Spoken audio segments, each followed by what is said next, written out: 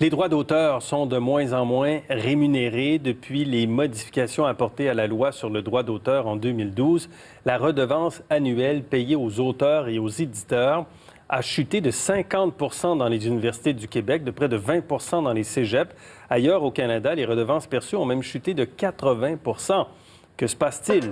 Avec nous, Frédérique Couette, directrice générale de Copybec, qui est la Société québécoise de gestion collective des droits de reproduction. Bonsoir. Bonsoir. Alors, il y a eu des changements en 2012 qui ont été apportés, qui ont fait baisser les redevances versées par les universités. Qu'est-ce qui s'est passé? Mais c'est exact, effectivement. En 2012, en fait, il y a eu un projet de loi qui a été adopté sous le gouvernement Harper. Et ce projet de loi a introduit une multitude d'exceptions, notamment en faveur des établissements d'enseignement. Et en fait, cette loi est transformée en un véritable gruyère aujourd'hui. Donc, elle est pleine de trous qui permettent de faire des reproductions sans payer les droits d'auteur et sans se demander l'autorisation. Donc, on parle de reproduction du matériel utilisé par les étudiants dans les universités. Exactement, tout à fait. Et donc, on reproduit beaucoup et généralement, il y a des redevances sur les droits d'auteur qui sont versées. C'est le système qui est en place depuis longtemps, effectivement. Depuis plus de 20 ans, les auteurs et les éditeurs sont dotés de sociétés de gestion collective comme Copybec au Québec. Et ce sont ces organismes sans but lucratif qui gèrent ces droits-là. Et donc, depuis 20 ans, c'est le système qui était en place, qui fonctionnait très, très bien. Et c'est ça, en 2012. Donc, cette exception, plus particulièrement l'exception d'utilisation équitable à des fins d'éducation, qui a été interprétée très largement par les universités, surtout à l'extérieur du Québec, mais qui a entraîné cette baisse excessive des redevances. Donc, on demandait moins aux universités, ou en tout cas, on demande aux universités de verser moins de redevances. En fait, ce n'est pas qu'on leur demande de verser moins de redevances, c'est qu'elles exigent de verser moins de redevances. À qui elles exigent? Auprès de la société de gestion collective Copybec, qui représente les auteurs et les éditeurs. Bon. Et pourquoi c'est comme ça? Pourquoi on a décidé d'adopter ces modifications-là? C'était quoi l'objectif de faire ça? C'est une excellente question, voyez-vous, parce qu'effectivement, quand on parle avec le gouvernement, ce qu'on nous dit, ou avec les fonctionnaires, ce qu'on nous dit, c'est que l'objectif n'était pas celui d'aboutir à un non-paiement des redevances. L'objectif était un objectif de clarification de la législation, clarification de la loi et de la portée de l'utilisation équitable, mais que les redevances devaient continuer d'être payées aux sociétés de gestion collective. Or, ce n'est pas le cas du tout. C'est pas le cas. On a interprété, la loi permet une interprétation? Oui. Les universités ont décidé d'adopter une interprétation très, très large de la loi parce qu'elle est très imprécise. On parle juste d'utilisation équitable à des fins d'éducation sans aucune précision.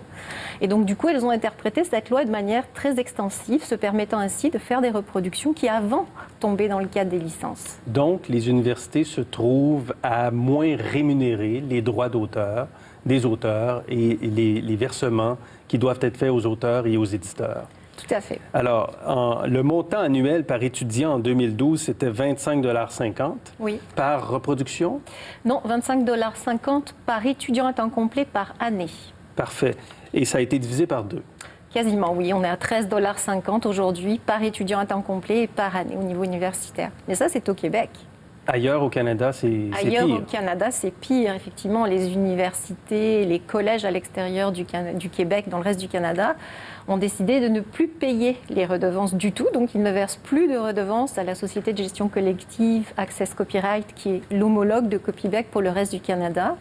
Et les ministères de l'Éducation, quant à eux, au primaire secondaire, poursuivent Access Copyright parce qu'ils refusent de payer. Ils demandent que des sommes qui auraient été trop perçues selon eux leur soient rendues. Quels sont les effets sur les auteurs, sur les éditeurs? Les effets sur les auteurs et les éditeurs sont assez dramatiques parce qu'au niveau des auteurs, on parle d'un revenu médian de 3 000 $ par année. Ce sont les données qui avaient été sorties par l'UNEC, l'Union nationale l'Union des écrivains et des écrivaines québécoises, pardon. Et donc, bien évidemment, ce sont des revenus qui ne sont pas énormes. Alors, lorsque vous diminuez encore ces revenus-là, parce que les redevances de Copybec diminuent d'année en année, le temps que vous pouvez consacrer à l'écriture diminue, bien évidemment. Vous devez aller chercher des revenus afin de subvenir à vos besoins ailleurs. Alors, vous n'avez plus le temps d'écrire et l'écriture finit par devenir un hobby et non plus une profession. Et donc, le gouvernement fédéral doit se pencher sur la question des droits d'auteur prochainement. En fait, se penche sur cette question depuis plusieurs années, mais doit déposer un projet de loi peut-être en 2020, qui sait. Vous demandez quoi au gouvernement fédéral? On espère effectivement qu'il va y avoir un projet de loi de révision.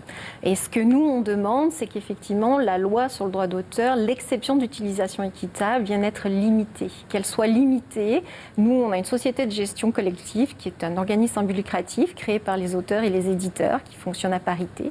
Cet organisme-là offre des licences depuis des années à un coût très, très raisonnable. Alors, à partir du moment où il y a une licence qui est offerte par une société de gestion collective, qui est offerte par Copybec, eh bien, il faut que l'exception d'utilisation équitable à des fins d'éducation ne s'applique plus parce qu'il y a un système qui permet à la fois de conjuguer rémunération des auteurs et des éditeurs et facilité d'accès pour les établissements d'enseignement. Je trouve ça un petit peu complexe. Ce que vous voulez, dans le fond, c'est qu'on revienne aux redevances qu'il y avait avant les modifications de 2012. Absolument. Ce qu'on veut, c'est être en mesure de négocier des redevances qui sont véritablement représentatives de la valeur des œuvres. Et est-ce que là, c'est le gouvernement du Canada, le nouveau ministre du patrimoine qui va s'occuper de ça, c'est Stephen Guilbeault.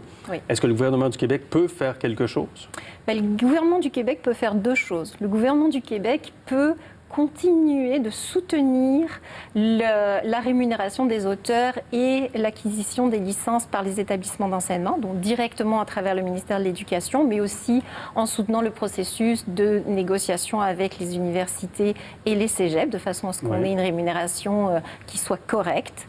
Et d'autre part, il peut aussi jouer un rôle d'influence, un rôle de modèle pour le reste du Canada. Oui. Bon, ben on verra si vos demandes sont entendues, bien sûr, puis on va surveiller la révision de la loi sur le droit d'auteur. Frédérique Couette, merci. Merci beaucoup. Merci bien.